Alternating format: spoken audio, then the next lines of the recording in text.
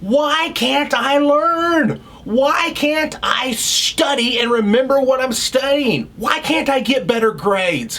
Why is this not working? Why is studying and getting good grades so hard? On this video, I'm going to give you 10 reasons why your current learning methods are not working. Number one, the reason you can't learn is your mind isn't ready. It's not ready to learn. You're stressed, you're unfocused, you're tired. If you're tired, you're not going to be able to focus. If you're stressed, you're not going to be able to learn. A stressed, tired, and unfocused mind will not be able to learn. Let's deal with being tired first of all. We've all heard it said that you need to get a good night's sleep the night before your test. Did you know it's equally as important to get a good night's sleep the night after you learn something? So if I learn something today and I get a good night's sleep tonight, tomorrow I'm going to remember more of what I learned today. Sleep is a very, very, very, very, very important part of the learning process. And it's not just an important part of the learning process the night before a test, it's the important part of the process every night, the night after you learn something. And that's because in the deeper stages of sleep, our mind actually replays what we learned during the day. So if you don't get 7 to 8 hours of sleep a night, your mind's not going to replay what you learned during the day. So when you wake up, you won't remember it as well. Next, if you're stressed, you're not going to learn very well. When you're stressed, your body produces cortisol. Cortisol is known as the stress hormone. It is a survival instinct. Your body produces it so you can get through the stress, but it's also terrible for your memory and it's terrible for the learning process. So if you're stressed about getting good grades, if you're stressed about exams, your body's going to produce cortisol, and that cortisol is going to fight you in the learning process. Not only do you need to get a lot of sleep, you need to relax. Take deep breaths, meditate, stay positive, think about the positive things, think about your successes in studying. Don't think about the negative outcomes as much, but take deep breaths, maybe do a little bit of meditation, but get your mind ready. Number two, you're studying too long. What?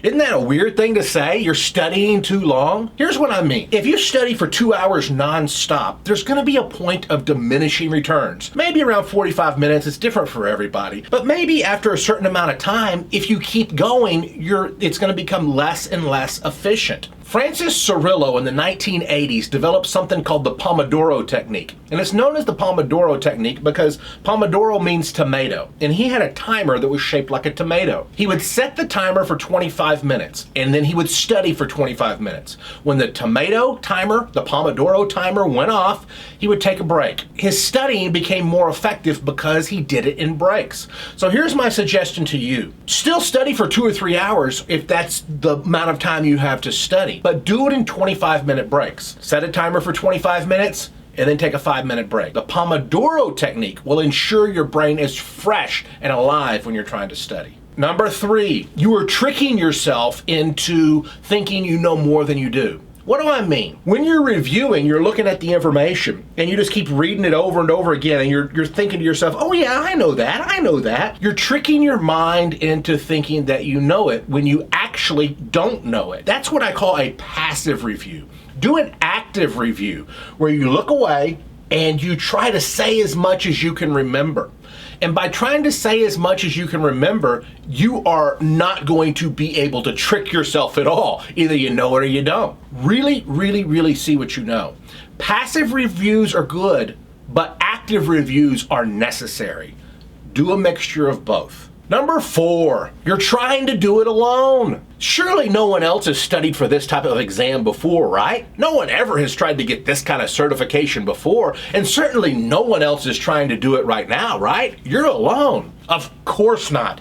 Many people have taken exams like this before. Many people are currently trying to get this certification or pass this exam. So surround yourself with them. Why? Because you can create study groups and you can say, hey, what are you learning here? What do you think about this? Maybe they understand something really well and they can explain it to you. You understand something really well and you can explain it to them. Or maybe they can help you see a different angle. Maybe you can debate it. Study groups are crucial and so important in seeing the big picture. Number five, you're not using a memory system. Hello, my name's Ron White. I'm a two-time USA memory champion. I used to hold the record for the fastest to memorize a deck of cards in the United States. Do I have a naturally phenomenal memory? I do not. I used a memory system, and I still do. The memory system that I use is known as the Mind Palace. It was developed in 477 BC by a man named Simonides. And really the key to it is that whatever you want to remember, you visualize and you place it in a location in your room. Imagine the desktop of your computer was real cluttered and it just had a bunch of icons on it, and you needed one of the pieces of information on one of those icons. Well, if it was a cluttered desktop, it might take you an hour to find it. But what if you had file folders that you placed the information in? Then you could go instantly to the data. This is really similar to a memory system for your brain and your memory. The Mind Palace, I visualize whatever I want to remember, and then I place it in a folder. And a folder is a landmark, like a tree or a lamp or a TV or a desk or a bed. I'll look at that chair and I need to remember something about a medical exam. I'll create a picture for it and then I'll imagine it in that chair. Then when I'm taking the test, I'll think back to that chair and the answer's in the chair. Memory systems are so crucial. It enables you to store more data in your memory. Number 6, you're not treating it like your job. Hey, do you want to go grab a drink? Hey, do you want to sit around and talk? Hey, do you want to go to a movie? Hey, do you want to read this book of fiction? Why don't I clean out my file folder? Why don't I clean my kitchen?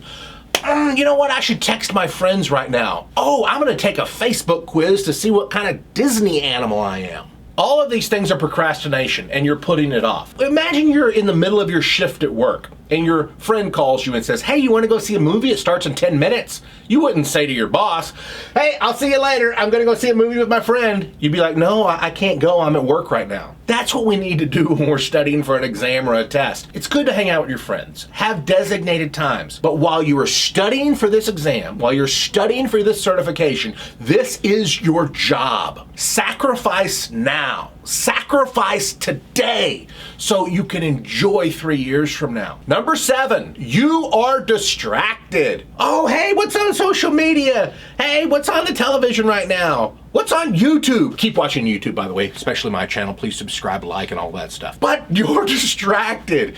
Multitasking is not the most efficient thing for your brain. If you don't believe me, do this. Write the numbers 1, 2, 3, 4, 5, 6, 7, 8, 9, 10 on a sheet of paper. And then right under it, right below it, write, I am great at multitasking. I do it easy. And then, after you do that, see how long it takes you. Then write both of those things at the same time. Write 1, I, 2, am, 3, great, 4, at, 5, multitasking. In other words, write a number and then write a word. And then see how long it takes you. I bet you it's going to take you longer when you're trying to do 2 things at once. When you just write out the numbers and you just write out the words, I bet you can write them really fast. The brain works best when it's focused and it's not trying to multitask. Number 8, you're not teaching it to others. Richard Feynman was a physicist, an author, an intellectual, and a philosopher. In the 1980s, he introduced something that's known as the Feynman technique. And it's a learning process with several steps, but one of those steps is to teach whatever you're learning to others. But he went a step further. He said, don't just teach it to others. He said, teach it as if you're teaching it to a 6-year-old. Don't allow yourself to use a bunch of fancy words and words that only people in this studying for this type of exam would know. Explain it to a 6-year-old. He said if you can't explain it to a 6-year-old, you don't understand it well enough. It's even been said that Einstein said something very similar. What is not in debate is this is part of the Feynman technique. I get jealous of the people I do jiu-jitsu with who are coaches. Why? Because they get to study something and then teach it to others. And when do you learn the most about something? When you're teaching it to others. If you don't have somebody to teach it to the wall, teach it to a chair, teach it to a dog or your bird or a plant, teach it to the camera. Pretend like I'm sitting here in your room and teach it to me. But teach it to somebody. Number 9, shut up! You're talking about it too much. You're telling people about your goals, and that's gonna make it less likely that you're gonna hit it. Hey, guess what? I'm studying for this certification. Hey, everybody on Facebook, I'm studying for this certification. Oh, like, you can do it. Awesome, you go, girl. You're the man. You got it. Congratulations, you're gonna be awesome at that. Don't do that. Don't do that. If you publish your goals and talk about it a lot, you're less likely to hit your goals. Now, you may say to me, no, Ron, if I do that, they're going to hold me accountable.